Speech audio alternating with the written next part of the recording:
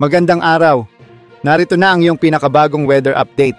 Alamin ang mga magiging kondisyon ng panahon para sa araw na ito. Huwag kalimutan i-like, i-share at mag-subscribe para updated ka sa mga susunod pang mga balita. Pindutin ang bell para ikaw ay ma-notify. Narito na ang lagay ng ating panahon ngayong araw ng Lunes, December 23, 2024. Ayon sa PAGASA, ang bagyong si Romina na nasa labas ng ating Philippine Area of Responsibility ay papalayo na mula sa Kalayaan Islands. Huling namataan ito sa layong 165 kilometers, kanluran ng Pag-asa Island sa Kalayaan, Palawan. Inaasahan nating ito ay patungo na sa bahagi ng Vietnam. Wala nang direktang epekto ang bagyong ito sa anumang bahagi ng ating bansa. Gayunpaman, ang trough nito o mga kaulapan na dulot nito ay magdudulot pa rin ng maulap na kalangitan sa ilang bahagi ng Palawan. Ito ay magdadala ng mga pag-ulan at thunderstorms, lalo na sa bahagi ng Palawan, partikular sa hilagang bahagi nito.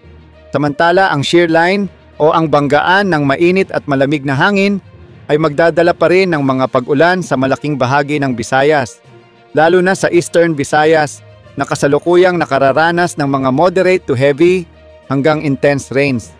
Kaya't mag-ingat sa posibilidad ng mga biglaang pagbaha o flash floods at pagguho ng lupa o landslides. Magiging maulan din sa malaking bahagi ng Bicol Region, nalalabing bahagi ng Mimaropa, Calabarzon at sa area ng Aurora. Dahil sa epekto ng northeast monsoon o hanging amihan, inaasahan ang maulap na kalangitan sa malaking bahagi ng Cagayan Valley Region, Cordillera, gayon din sa mga lugar tulad ng Nueva Ecija, Bulacan, Rizal at Metro Manila. Posibleng makaranas ang mga nasabing lugar ng maulap na kalangitan na may kasamang mahihinang pag-ulan.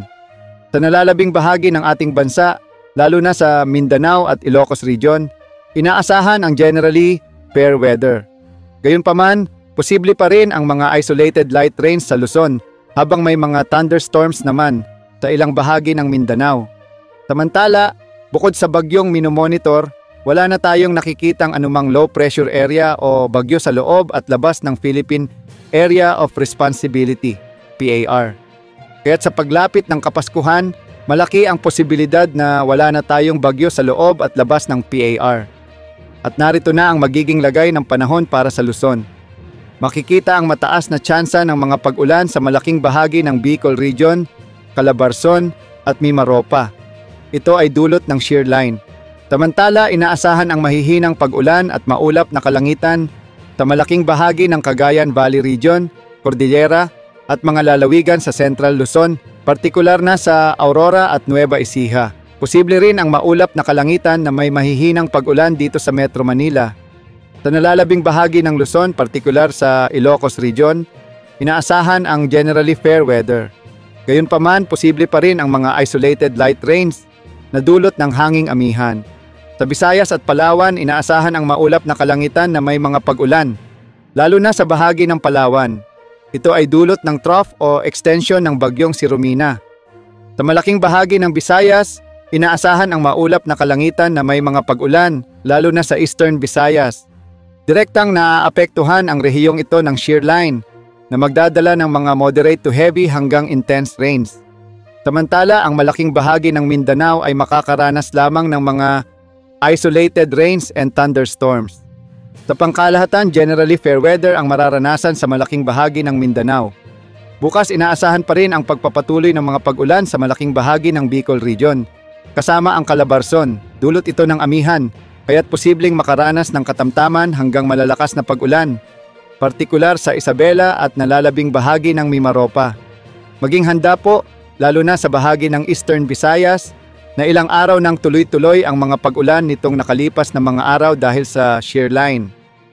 Pagdating ng araw ng Pasko, inaasahan pa rin ang mga pag-ulan sa malaking bahagi ng Bicol Region, Quezon Province at ilang bahagi ng Mimaropa. Posible rin na ang epekto ng shear line ay makaapekto sa Central Luzon at Cagayan Valley Region. Kaya't mag-ingat po, lalo na't inaasahan ang mga pag-ulan na dulot ng shear line sa malaking bahagi ng silangang bahagi ng Luzon, pati na rin sa ilang bahagi ng Visayas. Samantala, dahil sa amihan, nakataas ang gale warning sa mga sumusunod na lugar: Batanes, Babuyan Islands, Ilocos Norte, Ilocos Sur. Makikita natin ang mga lugar kung saan inaasahang magiging maalon ang karagatan. Dahil dito, delikado ang paglalayag, lalo na para sa maliliit na sasakyang pandagat, kabilang ang maliliit na bangka sa mga baybaying ito ng ating bansa. Ang kondisyon ng maalong karagatan ay dulot pa rin ng hanging amihan. At ayan ang ating latest weather update sa araw na ito at sa mga susunod na mga araw. Huwag kalimutan mag-like, mag-share, mag-subscribe at i-click ang bell para lagi kayong updated. Salamat sa panonood.